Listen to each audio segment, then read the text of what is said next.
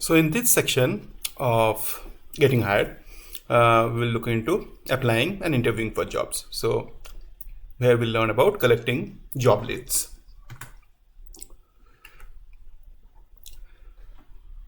Collecting job leads. You have moved beyond the preparation and knowledge gathering phase. Now it's time to hit the pavement and approach the actual jobs. Organization is key here, and a spreadsheet is highly recommended. Keep track of not just the jobs themselves, but also their websites, any connections you have to the company, and a log of your activity. Have a separate column for each must-have criteria you identified in the earlier section. Use a binary true-false. And each of the top 5 nice-to-have criteria, use a 3 or 5 point system so that you can quickly check off where the jobs rank. Put any job opening you find into this spreadsheet. Here's an example of how a spreadsheet to keep track of job openings might look like. So here you have job title, then you have company, website, connections. So these are fairly simple. Activity log, sent resume on this date, followed up on this date, applied online. Then this next part is what you have to track. Must have 1, 2, 3. So it is a flag. So either you have must have true, true, and 3 is false. Or maybe you have 1 and 3 but don't have 2. And you don't have 2, 1, but you have 2 and 3. And then there is this nice to haves, which are like 5 of them, and 5 of them can rank in any order. So 5, 4, 3, 2, 1, 1, 3, 5, 1, 2, 3, 4, 5, and 1, 2, 3, 4, 5. So you rank your nice to haves 1, 2, 5, and then you get an idea of like which job ranks higher, depending on the must haves and the nice to haves and how it matches your skill set. The best places to look. Start with your own network, even if it's small. Reach out to your Facebook friends and friends of friends to see if anyone's hiring.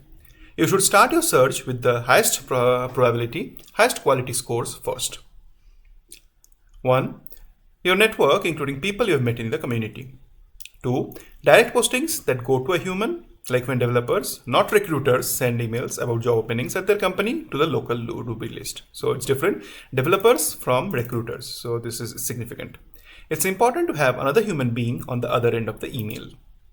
Direct postings like on a company website for a specific position. These will also usually go to a specific human being who is tasked with that. Job boards. Pretty much awful. You are in the herd now. So if you're going into a job board, this is the last option. Then you are. Then there are like maybe hundreds or thousands of applications coming in for one job post. Try checking out these links for job boards. The more technically focused, the better. So Authentic Jobs, CW Jobs, you have some links to dice.com, Coderworld. Lets you display your engineering prowess and they can come to you. And join startups, open startup jobs in a dozen cities. Y Combinator startups for freelancers and remote hub staff talent. On recruiters. There are a lot of recruiters out there whose job it is to get you hired, but you will need to be careful about how you work with them. For starters, they get paid based on a percentage of the salary you take. So the incentive is to get you paid as much as possible, which is good. Unfortunately, as a junior developer, your salary is much lower than a senior engineer. So you will not be their top priority and they won't spend much time on you, which is bad. So there is something good and there is something bad. So you have to balance it out.